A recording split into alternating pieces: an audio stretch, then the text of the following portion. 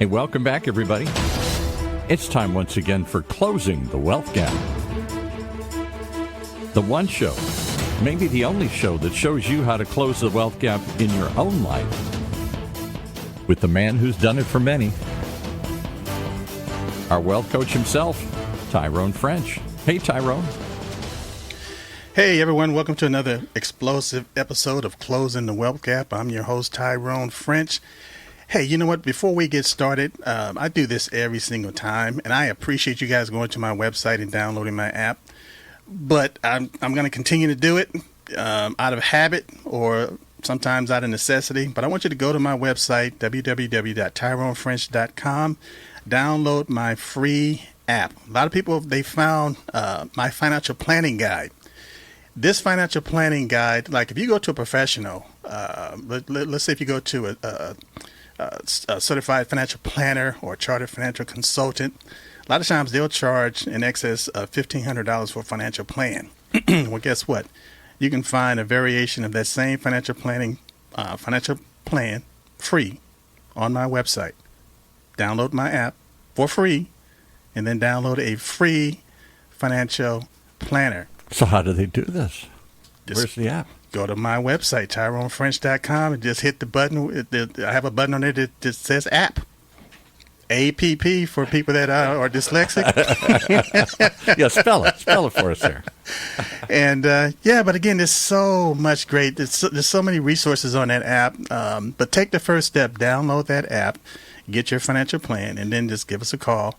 And also we're gonna talk about veterans on this show. So, like, if you're a veteran and a lot of times you're having an issue where you need to talk to somebody, you can call and leave a message 24 hours a day, 7 days a week at my phone number. It's 877-296-5192. That's 877-296-5192. And just vent. There's a live person that's gonna pick up the phone. Just vent and just leave us a message, and I guarantee you I will give you a call back. So that being said, without further ado, we're going to get into the show because Paul kind of interrupted my intro. I did. I'm sorry. Inadvertently. I wanted to make sure that they knew how to spell app. I had to think about that myself. But I tell you what, man, we're going to have a very, very special show today because I brought my daughter back into the studio, Jasmine Nicole French. Hello. Looking beautiful by popular today. demand. By popular demand. Yeah. Man, she kind of took over the show last week. Maybe. Just trying to be subtle about it. Just calm demeanor. Subtle. And how do you feel today? Feel pretty good. All right. Got me out the house again. So.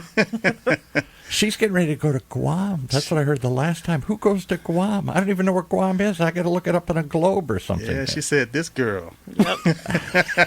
Sign me up. Guam is a U.S. territory. A lot of people don't know that. Is it a territory? Or some of these have weird, like the Marshall Islands or like Virgin Islands. Some of them, they have like weird status. They're not a territory. They're a dependency or they're other things.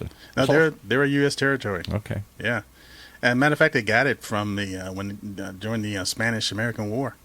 Same time when we got all these other things here. Yeah, yeah.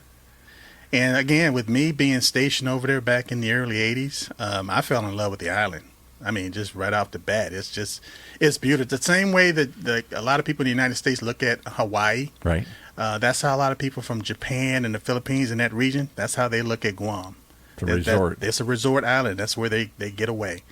And it's duty free. So the same Cartier or what's the name of the bags? Jasmine Coach. knows all these things. Not just Coach, but what the other high end? Louis Vuitton, Gucci, Chanel bags. All of those stores are over there. Yep. On Guam. Yeah, they call it Hotel Island. Oh no, Hotel Row. Hotel Row. Yeah. So that's where she's going to be, just hanging out with her Gucci bag over in Guam here. I prefer Coach. Oh, wow. Oh, okay. Yeah, hey, look at the hat. Oh, there you go. Coach, yeah. I never thought of that. Yeah, I programmed her young. I never thought of that, yeah. Programmed her young. I remember the first time, Jasmine, correct me if I'm wrong, but the first time we went to the Coach store, I had bought this BMW, beautiful white BMW, and went to get it on the highway. And we ended up going to this Coach, what do you call those retail stores? The outlet? Yeah, the outlet. I think it was Citadel, right? Citadel. Yep. Yeah. There you go. And she went into that store, Paul, and she looked like a crackhead. My goodness. I was like, You could have said a kid in a candy store. Yeah, a cracker. That's a pretty harsh one. Yeah, like I walked in scratching my neck. she started scratching. Like, Was she sweating? She was like yeah. salivating. I gotta have this. I need it. And she's been hooked on Coach ever since. They're good quality bags. I mean, I've had one of my first bags from when I was like, I think 18. Yeah. Like one of my first big purchases.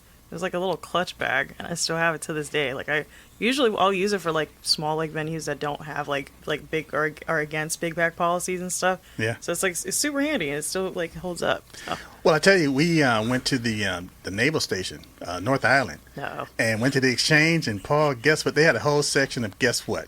Coach bags. A naval station in San Diego? I'm telling you, the Navy Exchange, they got it going on. Man. They got it going on. So she walked in that Coach section, and it was like deja vu. The scratching, the sweat, the perspiration. Eyes got big. Every time we go, I always make a beeline. People's dilated. So needless to say, she loves Coach. So she's going to be in heaven when she goes to Guam. Oh, absolutely. Well, I said sometimes she's got to call us from Guam. Give us the report. On the front lines, what's happening in Guam? The weatherman. The weatherman. What's Yes. it like? But it's tomorrow already in Guam, right? Yep. It's already tomorrow. As long as there's no typhoon, then. Oh, typhoons! They got typhoons there and stuff. Oh yeah. Maybe I won't. As a matter of fact, that's what slowed up her departure. They had two typhoons within the last 6 months? Within weeks. That was like a 6-week difference. Yeah. Yikes. Yeah. That's the only downside. It's tropical storms and typhoons.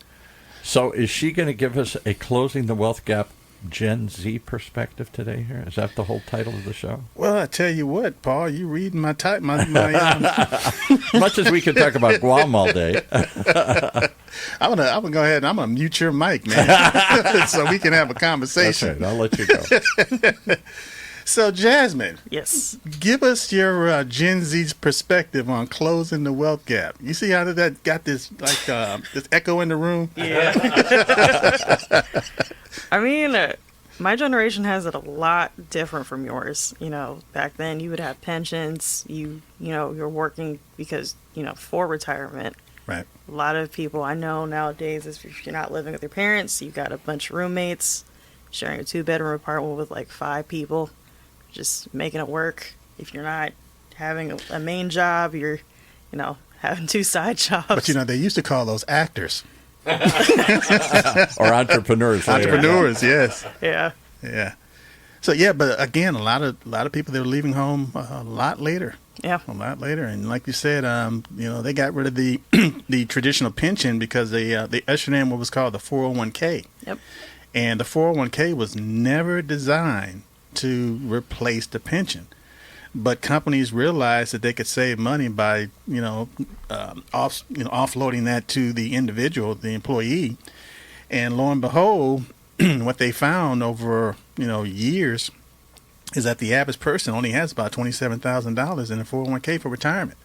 So when they realized that, hey, we put this burden on the consumer, and they really are not financially literate, and they're not saving enough money to retire. So guess what? We're just gonna cancel retirement. Yeah.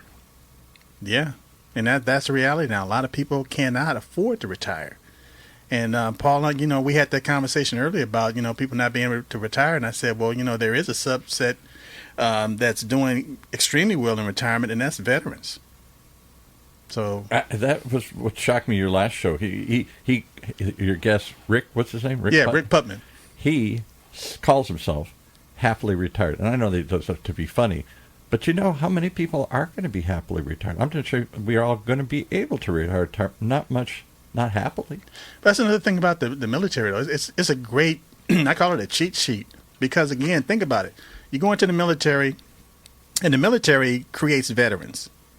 I mean, that's just what they do. They create veterans. I guess. Okay. And so the average person, when you're younger, you're not thinking about compounding interest, and taking a small amount and actually having it to double. I mean, like let's say if you got a 10% interest rate, right. If you take the rule of 72 and divide it by the interest rate, it's going to tell you how long it's going to take for that money to double.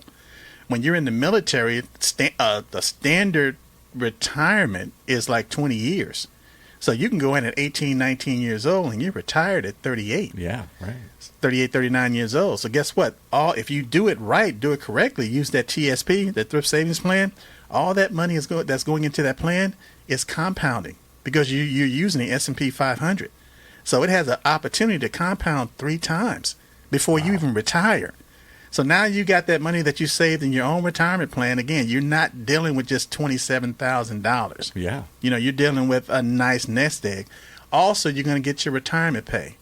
And after you've done, and sometimes people retire after 20 years, but once you got the TSP, you got the retirement, but then you're dealing with VA compensation based on disabilities, which is a whole nother avenue. So we're talking about multiple income streams for people that's in their not even hit 40 years old yet. So they go off and start another career. A lot of times it may end up with another government position, like a GS-14 or whatever. And they do that for 20 years. And guess what? Now they're about 60 years old with another stream of income. Amazing. And by that time, they're 60. Let's say this at 62.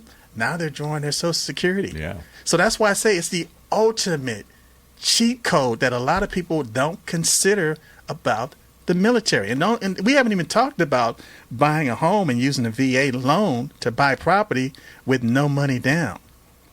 Why doesn't everybody do this, or do they? Because you've said many times so many veterans ignore all these benefits or don't take advantage of them or don't use them to their full advantage. Well, when you're on active duty, they're not going to tell you about your benefits, and then when you get out, the VA is not going to write you a letter and tell you about your benefits. They don't? No, they're not. It's just something you need to you need to be in the right group or the right network in order to get this information.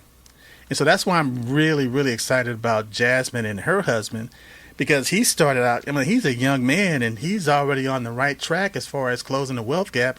Matter of fact, he came to me and said, Mr. French, I want to contribute more money to my TSP. Wow. And I said, yeah, you can absolutely do that, but not right now. Get your wife to Guam, get her established.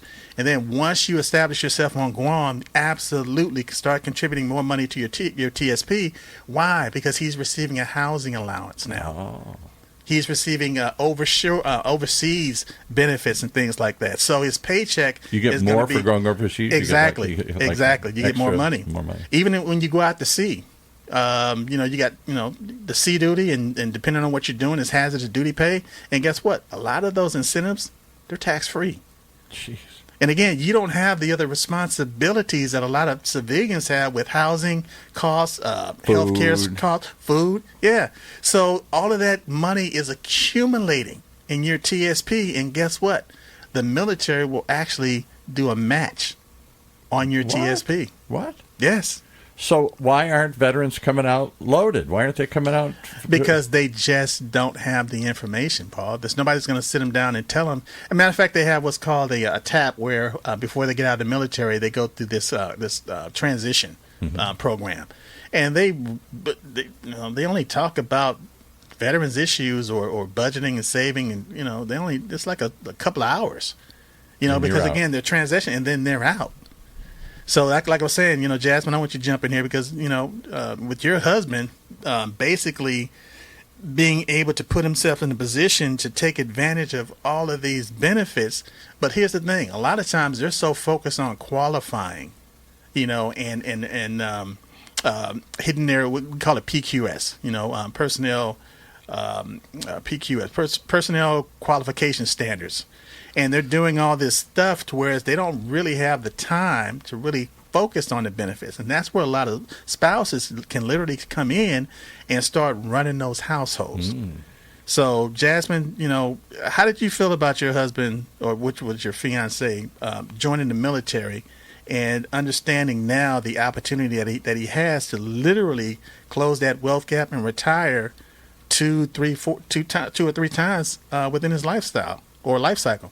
I mean, when you're, the term military brat, or like when you grow up around it, you already know exactly what comes with it, and you Right. know the benefits that come with it. Right. So when somebody close to you puts emphasis on wanting to join, it's like okay, like, well, here's pros and here's the cons. Like, do with that what you will, Right. Especially like when you're trying to plan your future, because like I said, with my generation, it's a lot harder to really have enthusiasm with planning for future planning, because we don't have the same setup as older generations do. Right. So you're really just kind of taking a leap of faith, especially with the military, because it's such a huge commitment.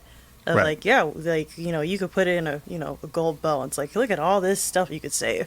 But it's like, in the reality of it, like how you said, they focus so much on the job. Yes. And what they're assigned to do. So that's when a lot of people that are lucky to have spouses can have them step in and be like, okay, you are the body, I'm the brains. So Yes. at least you could focus on that, and I can hold down the fort while you're gone. Yes. Even with life insurance, a lot of times as a civilian, you hear people talk about life insurance. I can't afford it. They'll say I can't afford it. But when you're in the military, you automatically get life insurance. Now they deduct it from your paycheck, and it's a group policy, but you have life insurance. Yep. Also, when the person, let's say, God forbid, your husband passed away on active duty, they have what's called a DIC, Dependency Indemnity Compensation, where that spouse will receive an income, an annuity for life. And not just the spouse, but even with the kids being able to be in the programs, whereas they're going to have college. Yeah.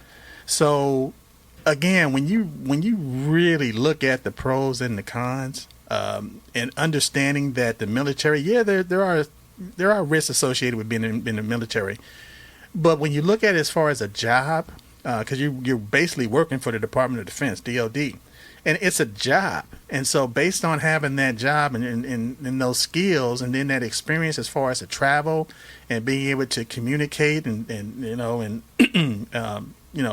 in that network, to me, it's one of the best fraternities that you could ever be in.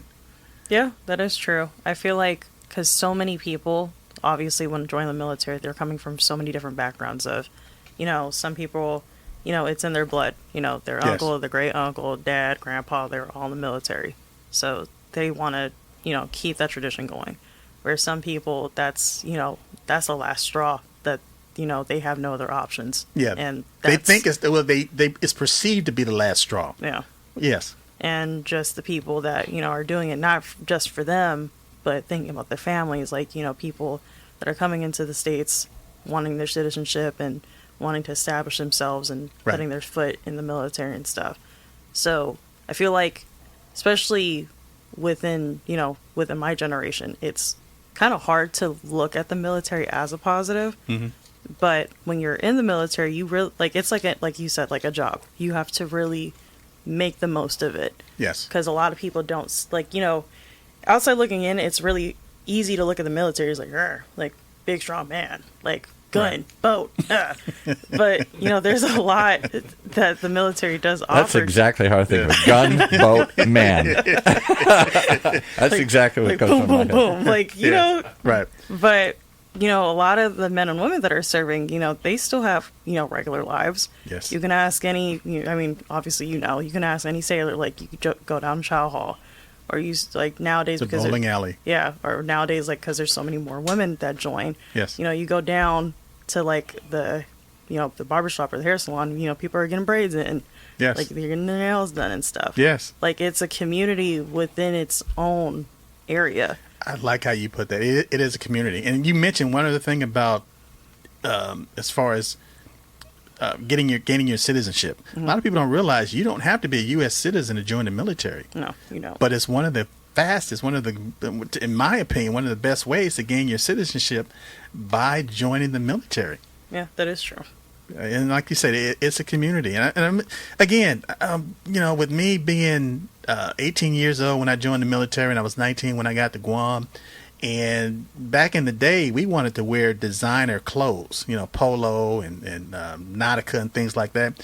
We didn't want to show that we weren't that we were in the military, because it's like, you're not making a lot of money. Yeah. And so, you're going around different, like clubs and, and so you got this badge saying, I'm broke. But as I got older, I love wearing things that say Navy. I'm proud of that. And again, when I was younger and we had these sweatshirts that, and hats that said Navy, but you didn't wear it. If I saw somebody that had a sweatshirt that said UCLA, or a hat, sweatshirt, a hat to say UCLA or USC or something like that, that was something to be proud of. And like I said, you didn't want to really broadcast that you were in the military, because people knew that you didn't make a lot of money. Again, you didn't understand the benefits. Yeah. Nowadays, I love wearing my hat or a shirt that says Navy, or whether it says Army. Why? Because if you don't have the Navy and the Army or the Coast Guard and Marines, you don't have USC. You don't have UCLA. None of these Ivy Leagues, they don't exist anymore. So again, just having the pride of understanding, what you did when you were younger, what you did with your youth. Yeah. And there was a lot of things that you could have done, but you chose to serve your country. And then know that once you understand how the game is played as far as the benefits, and that now your country is serving you, to me, there's no greater feeling. It's like hiding a cookie for later, and then you find that cookie. That's spoken like a millennial. That hiding a cookie. It all comes down to that. And see, as a baby boomer, I would have said like having finding a $20 bill in your jacket pocket, in your coat pocket, not knowing it was there. I mean, you're right though, because like I said, a lot of people will look at you and you're like, oh, you gave your lives to the military, and it's like, yeah, but the military, like, all jokes aside, the military is one of the best gateways for, like, if you have an interest like with engineering. Yes. You have so many network Absolutely. connections, or like wanting to be a longshoreman. Yes. Like for my best friend, like her parents are longshoremen, and What's her name? Izzy. Izzy. Okay. I shouted her out. I kept my promise. But Izzy's short for Isabella. Isabella. Okay. Everybody calls her Bella, but I call her Izzy because I'm special. But for longshoremen, especially for the union, it's a very hard career to get into. Yes, it is. Because of the fact that, like, you have to know a longshoreman, you have to wait for them to even have openings, and typically it goes by seniority and everything. Right. When you're in the military, typically contracts are already given to the military, or like if they're a subgroup that has worked with the military or with veterans, they'll typically try to contract them. Yes. Because of the fact that their foot is already in the door compared to a lot of civilians. Yes. Or like with firefighters and stuff. A lot of veterans, especially the younger ones around like within their 30s and stuff, that get out a little earlier, that want to go into firefighting, because a lot of people probably don't know, but a lot of sailors have to do firefighter training. Yes. Because especially when you're out on the sea and stuff, you need to know how to handle like oil spills, oil fires, like anything like that. Yeah, everybody's a firefighter. Yeah, Absolutely. so you already know what you're doing going into that job. So when you're transitioning from civilian, from military to civilian life, it's an easier transition. Yes. So, like I said, like the military has such a good network for helping those sailors or those military members that know what they're getting into, to help them transition into civilian life. Yeah, and that's why I said it. To me, it's one of the best fraternities on the planet. But again, you have to be plugged in, Yeah. and to be able to get that information. And that's where a lot of veterans fall through the crack, because they just unplug, and they don't have, even though the resources are there, they're available, they don't utilize those resources. So, Paul, what do you think about the conversation so far? I'm learning. I didn't know that you could join if you weren't a citizen. I assumed everybody had to be a citizen. And I don't think people understand, I still don't understand the benefits. Just what you said, most people I know, and I didn't know many that went in the service, it was either a calling, the family or whatever, something, there was something pulling them there, or it's just where I go to jail. Right. I'm out of options here. I mean, I've known people like that. Yes. That was it. This is your last. The judge says you're either going in the service or I'm throwing you in jail. Exactly. And so it came one extreme or the other there. I don't think they sell it or explain it as a job. They sell it as a career, as a commitment, as something else, or a way to rescue you or something here. But they don't sell. I never think of it as a job. I mean, do you get to go home at the end of the day? Well, actually, a long time ago, there was a commercial. It's more than a job, it's an adventure. The Navy is more than a job, it's an adventure. Right. And so it's almost like see the world. Right. You know, and That too, again, yeah. and again, don't get me wrong, I love being in Japan and partying in Tokyo and being in Perth, Australia, and just, Singapore was the cleanest city I'd ever seen in my life. Beautiful, yeah. beautiful. Waking up in the Philippines and, just driving down to the flight line. I used to enjoy going to work just to drive down to the flight line in the Philippines. I mean, it was just. But did you think of it? I mean, do you go? You don't go home at night, do you? Well, you go back to the barracks. Well, if you're a younger enlisted person, you go back to the barracks. Right. And again, which is just like a frat house. But is her husband then? They're going to live in a house. They have housing. Yeah. When you're married, you have a company. You have a spouse. They give you accommodations based on housing. So it used to be a time you would live on the base. Now they're more accommodating to whereas you can live outside of the base. So, matter of fact, that's a perfect segue because now you're on your way to Guam and you're going to meet your husband. Matter of fact, give a shout out to your husband. What's his name? Anthony Velasco. Anthony Velasco. Yes. And what is his rank? He is an MR. Whatever that is. E2. MR is machine repairist. Okay. So he's an engineer. Yeah, and he just started, so he's an E2. Yeah. And what ship is he on? He is on the USS Emory S. Land. Emory S. Land. What kind of ship is that? Is it a That's a destroyer or carrier or something? I don't know. Whatever. It's a submarine tender. Submarine tender. They take care of the subs. Okay. Yes. Yes. And so what's the designation, the number? AS-39. AS-39. Yes. Okay. Now, and that's a strange name. Well, I shouldn't say strange, but unusual. How did that name? What about the name of the ship? It's named after an admiral. An admiral. Yep. Did he die or did he do some combat or something? Well, typically, a lot of the ships are named after like really important people that have done something for the military. Yeah, fought a battle or won a battle or something. Yeah. Yeah, so him specifically, he helped design a lot of the architecture for a lot of their submarines. Wow. So, boom, there you go. Name on the plate. Actually, Paul, a lot of people don't realize this, but I have a relative that was a war hero. Really? Yeah, he was a sailor, and he saved a lot of people. Matter of fact, he was ended up stationed in San Diego. Back in the day, if you were African American, jobs were limited. So he worked as a cook, steward on the mess deck. Yeah. But he knew how to swim. He was a powerful swimmer. He saved a lot of people. Wow. As a matter of fact, in San Diego, down at the naval base, they have he had these schools like for swimmers, like SAR and stuff like that. But they actually named the pool after him. His name is Charles French. There you go. They're actually getting ready to name a destroyer after him. They're going to name a destroyer after him? That's Yes. a pretty big honor. Yes, it is. Wow. It is. So again, Navy is it's in our blood. It's part of our family tradition. So It's our that's the heritage. question I wanted to ask your daughter is when she's growing up, because you were on different assignments, so she was a Navy brat. She was moving around with you to different places? Well, actually, no. By the time Jasmine was born, I was in the Army. Yeah. But I tell you what, That's another story. That's another story. Let me digress a little bit. I want to stick with my son-in-law, Anthony, and because again, he's on this ship right now, and you said the name of it was the Emory S. Land. Yeah. Okay. How is he adjusting? How's he doing? I mean, from the last podcast, Anthony is 6'4", and he has a power lifter build. Yes. So you can visualize. And has he ever been out to sea? Has he ever been on a boat? He's been on a boat before, yeah. So he loves to fish. Like, he is a very much a hands-on kind of guy. Yeah. Like, and when it comes to marine life and stuff, if you ask him about, like, any kind of, like, animal or fish or whatnot, he just has so many facts about him. Hey, hold on, Paul.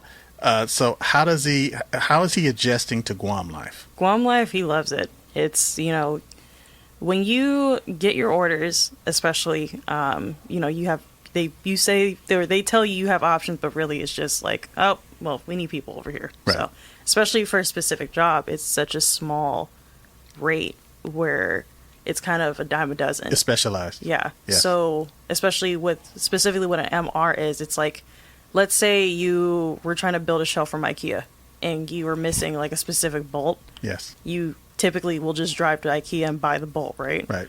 MRs will physically make that bolt For that submarine. for that. Yeah. Yeah.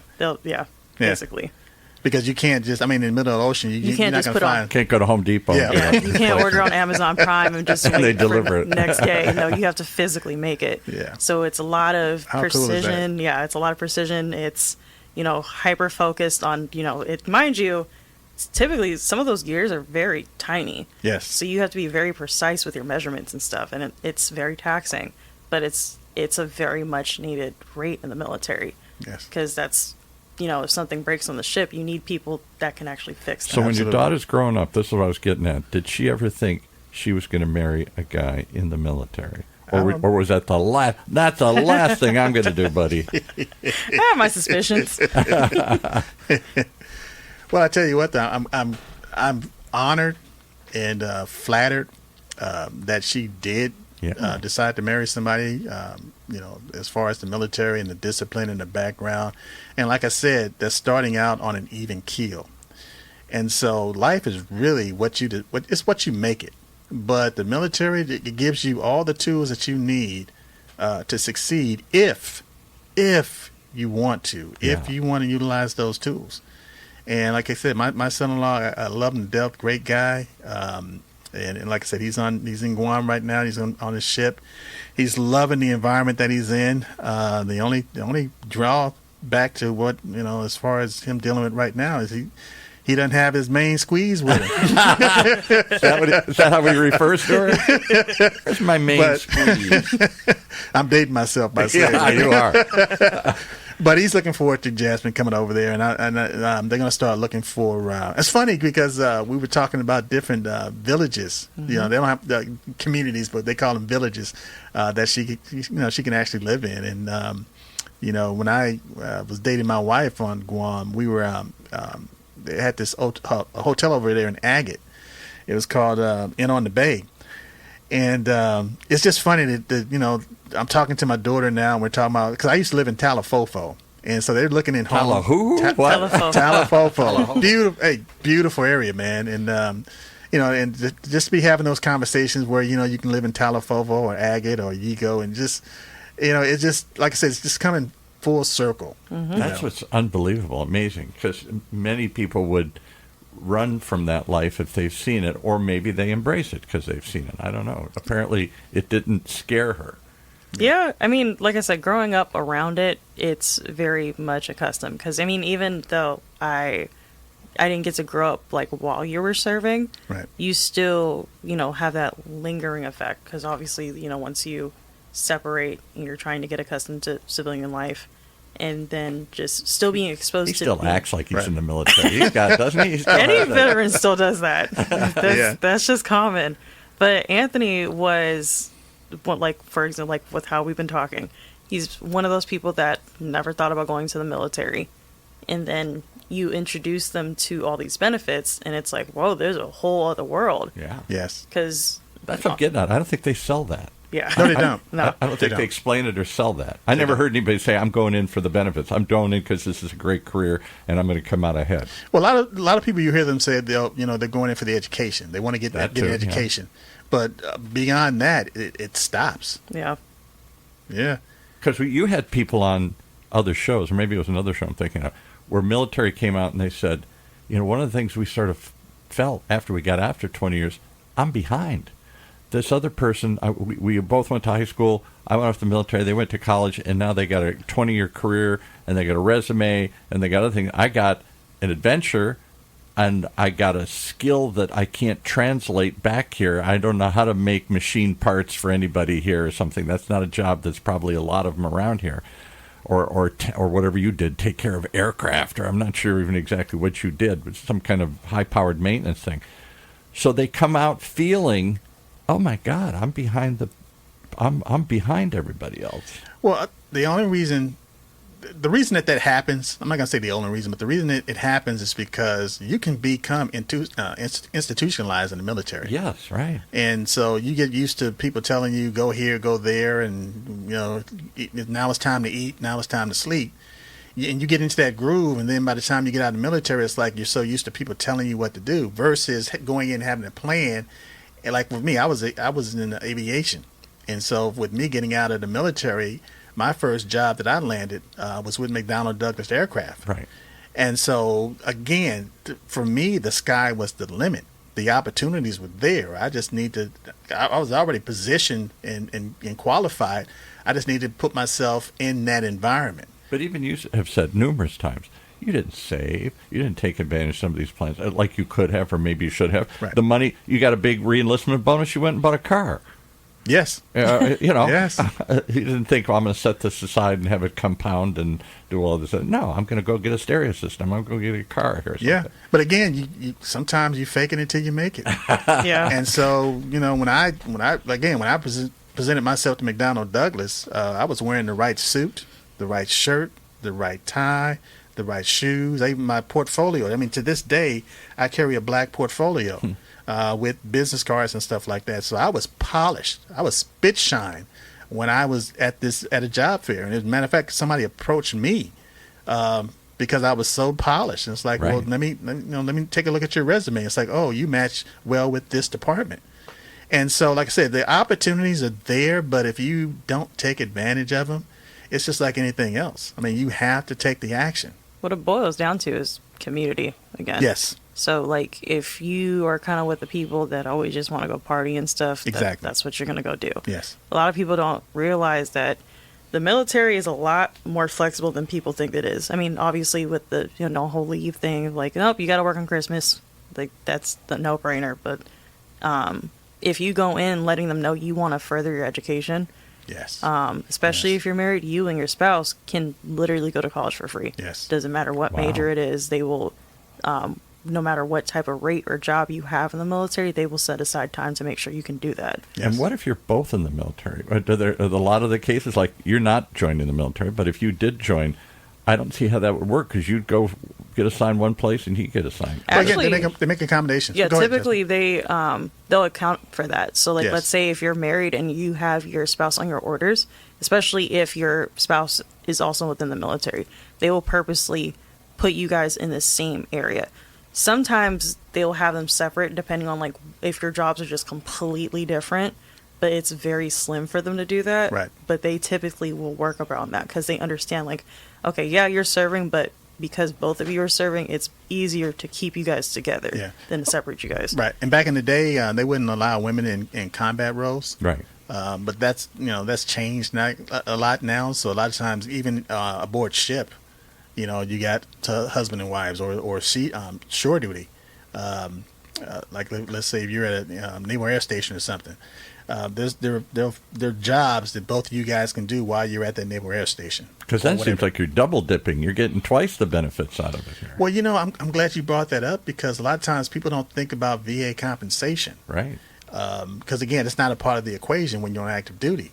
But once you get out and you have VA compensation, the husband and the wife could be 100%, rated at 100% permanent total. And we're talking about, let's say that's over $4,000 a month for an individual. For each of them. So we're talking times two, $8,000. And we haven't even talked about their TSP. We haven't even talked about their Social Security. We haven't even talked about their retirement or their secondary retirement. So again, you're talking about an $8,000 base just getting out the gate. Yeah. So again, people don't understand. They don't know. And as far as having the education and the knowledge of what this institution can actually do for themselves and their family. Most kids coming out of high school are thinking, they're not thinking of the military as a way to build a retirement. But here's the problem. Build money. To close the wealth gap. People in high school, they send recruiters. Yep. To recruit these guys in high school, even college. But guess what? The recruiters are on active duty.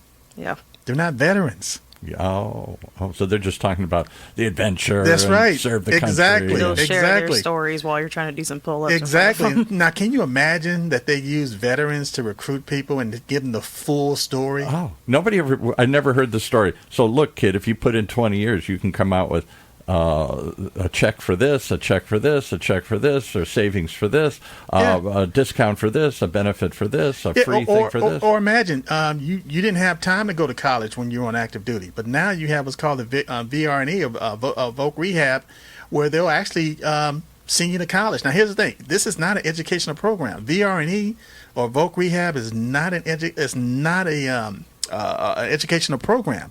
It's for rehabilitation based on a vocation, being able to place you in a job. Right. But if you need a bachelor's degree or a master's degree for that job, they will send you to school and they will pay for it. Wow. Yeah, and give you a monthly stipend while you're going to school. I never hear it presented in financial terms. I always hear it presented in adventure or macho or patriotic or adventure. I never hear it presented as dollars and cents. Well, that's because people they don't lock in the closing the wealth gap. That's it. I mean, but that's why it's so important to have people like you, what you do, because you're literally giving a gateway to a generation that basically, essentially, we watched everybody go up the ladder, and then when we try to go up the ladder, it's like, nope, go ahead. Pulled the ladder Yeah. behind you. Yeah. Like, you're not allowed to touch that. Wow. So, like, you're physically, especially when it comes to that community, you're giving them that ladder. Well, I appreciate you saying that, especially before I gave you your allowance. It's okay. I'm hoping for an extra $20. $20. Wow. That much? But again, I love what I do. And they say, if you love what you do, you never work another day in your life. And so for me, it's like I have this saying, I love what I do and I do what I love. And every day is just, it's an opportunity to help people and not just help that individual, but I have a saying, each one teach one. Once you get on board, once you get on that path, then help somebody else. Like in the military, you got this thing called a battle buddy. And so you're looking out for each other, especially if you're out on leave and stuff like that. There's somebody that's watching your six or somebody that's watching your back. Why not do this with finance? You understand this information now. Now teach your battle buddy, teach somebody within your network so that, like you said, it's a community. Mm-hmm. And, instead of just going out and drinking all the time or getting in trouble, take that time and don't waste it.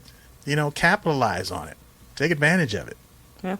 That's the message for today. How do they find you if they want to get some coaching, some advice here? Well, again, even if they need a battle buddy. Even if you're on Diego Garcia right now, Diego Garcia, way out there, way out in the ocean, just text Tyrone French at 36260 or www.tyronefrench.com. You can Google me, just Google Tyrone French or Google Tyrone French and Associates. Matter of fact, if you use AI, ask AI about Tyrone French or Tyrone French and Associates. Those robots know you're here? Yeah. I'm plugged in, buddy. I guess so. I was shocked when I asked AI about Tyrone French. It's like he's the man. He's the man. Well, because so few people are, just what your daughter said, nobody's talking about it from this perspective. They're not talking about it as wealth accumulation. They're not talking about it as career building. They're not talking about it as dollars and cents. Right. They're talking about it for other reasons. And here's the thing, though. Neither did I until I understood Right. the advantages and the benefits. Right. So We'll come back and we'll talk about more because it sounds like a powerful way to close. Can you imagine coming out of 62, anybody listening, particularly if your spouse was in there too, and you're each getting $4 or $5 grand, maybe just from your, what do you call it, disability rating? Yeah, disability. Or something? And then you're still getting a pension. Yes. And you're still getting Social Security, and you're still getting whatever money you save from your TSP and retirement. You could be making a lot of money. You become a millionaire before the money manifests. Yeah. You start with the idea and you start with the goal. Right. And you see yourself as a millionaire. A lot of veterans or people on active duty military and veterans, they don't see themselves as millionaires. But guess what? That's what they are. No, and instead we hear the opposite. Nobody has put the dots together for them. Instead, we hear constantly the story they come out, and because of their stress and PTSD and stuff, can't get a job, can't fit in. and they end up homeless. They end up broke. You've talked about how many of these guys and girls come out broke. Yes. Yes. Or quickly go broke because they don't know how to manage the money and do things. And you're saying, but if they had planned it and utilized what was there, they could have come out ahead, not behind. Well, again, ahead. you know what? You mentioned PTSD. Yeah, I have PTSD. There are times when life is kicking me in the butt. But I have this career, I have this background, I have this knowledge, right. And for me to share this knowledge and help my brothers and sisters that's in the military, it's therapeutic for me. Yeah, it's therapeutic. So, well, we appreciate you coming in, and we look forward to hearing more. When do you ship out to Guam? When do you go? To be determined. To be determined. So we might see you again? Okay. Hopefully not. Not anytime soon. Oh, well, okay. I'll give you guys a call, but... Yeah, we're expecting her ticket any day now. Yeah. Okay. But we will do another show while she's on Guam. Yep. I think that would be cool. Tell us what you're seeing on the ground there. Yeah, exactly. From ground zero. Exactly. Well, again, Paul, thank you for this show. I've had a great time. Jasmine, thank you for being here. Thank you for having me. This is one you're going to listen to years from now. Exactly. Exactly. Right. Thanks so much. Thank you. That's our show for this week. Closing the Wealth Gap. The one show, the only show that shows you how to take control of your financial future. Right here in Orange County's only community radio station, OCTalkRadio.net.